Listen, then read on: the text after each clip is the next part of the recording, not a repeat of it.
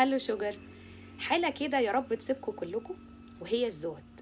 الحالة دي يا إما اكتشفت إن الطرف التاني ما يستاهلش أي حاجة منك، ما يستاهلش حتى ثانية من تفكيرك، ما يشغلش بالك أصلا. يا إما بقى اكتشفت إن قمة السلام النفسي هو إنك فعلا تشغل نفسك بحالك وبس، مالكش دعوة بحد. مين قال بقى مين عاد الحواديت اللي هي ما بتخلص دي؟ انت خلاص يعني كبرت دماغك بمعنى صح، حسيت ان الدنيا ابسط من كده، لان اللي بيتمنى لي الخير هيرد غيبتي، وهيبقى صد منيع بمعنى صح ضد اي حد بيحاول ان هو يضرني في حياتي او في شغلي.